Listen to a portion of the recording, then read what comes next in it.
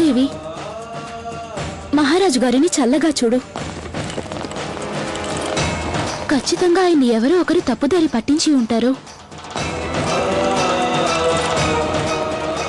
దైవమా, ఇప్పటిదాకా నేను నా కర్తవ్యాన్ని, బాధ్యతని నిర్వర్తిస్తూనే వచ్చాను.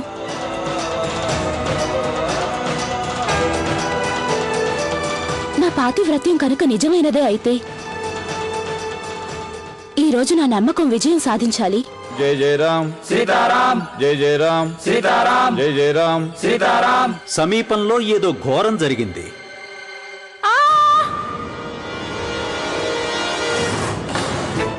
ఏదో కుళ్ళిన శవం దుర్గంధం వస్తోంది నాకు.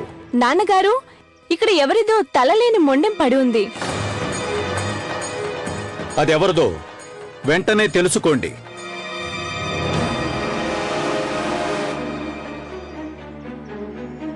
గురువుగారు, ఇదేదో లేఖలా ఉంది. బహుశా ఇతను వార్తాహరుడై ఉంటాడు.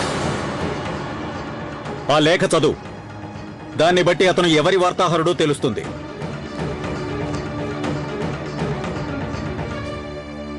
ఝాన్సీ మహారాజునైన ఈ గంగాధర్రావు నివాల్కర్ మీ అందరికీ మాట ఇస్తున్నాడు. మీరు దోచుకున్న ఆ సొత్తు మొత్తాన్ని మాకు తిరిగిచ్చినట్లయితే నేను ఆంగ్లేయుల నుంచి ఆ 11 గ్రామాలు వెనక్కి తీసుకుని అక్కడి రైతులకు శాశ్వతంగా సుంకం లేకుండా చేస్తాను. ఇట్లు గంగాధర్రావు నివాల్కర్, ఝాన్సీ మహారాజు.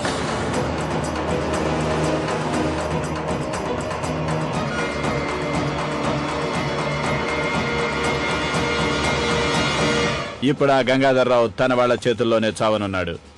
వాళ్ల నుంచి తప్పించుకోగలిగితే అతన్ని మా సైనికులే ఖచ్చితంగా చంపేస్తారు. ఆ గంగాధర్రావుని చంపడానికి ఇంతకంటే అవకాశం దొరకదు. వాళ్ళు ముందు నుంచి దాడి చేస్తారు. యాజ్ యూజువల్ మేము వెనక నుంచి దాడి చేస్తాం. రాణి రాణి రాణి, గౌరీ మూర్చిపోయింది. ఒకసారి వచ్చి చూడు. మూర్చిపోవటానికి ముందు నీకేదో చెప్పాలనుకుంది. నువ్వెళ్ళి చెల్లెమ్మా, మేము ముందుకు సాగుతాం. కానీ నువ్వు త్వరగా వచ్చేయాలి. మహారాజు గారి సైన్యం ఇటే వస్తోంది. ఆంగ్లేయులు కూడా వారి వెంట ఉన్నారు. మీరంతా వెళ్ళండి, నేను త్వరగా వచ్చేస్తాను. ఈ సందేశం గిందేశం అంటూ దీన్ని పంపించి మా రాణి ఆ గంగాధర్రావు మహారాజుతో శాంతి ఒప్పందం చేసుకోవాలనుకుంది. ఇప్పుడొస్తుంది అసలైన శాంతి.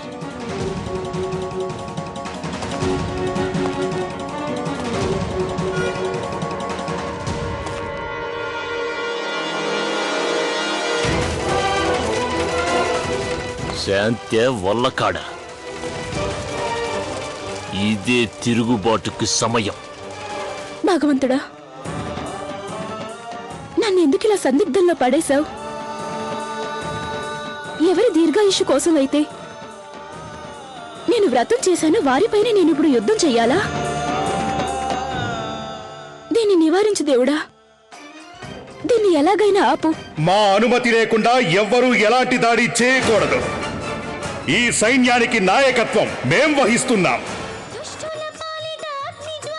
నువ్వంటున్నది అక్షరాలా నిజమే. ఇక నువ్వు మాత్రం ఏం చేస్తావు? పరిస్థితి చెయ్యి దాటిపోయిందమ్మా.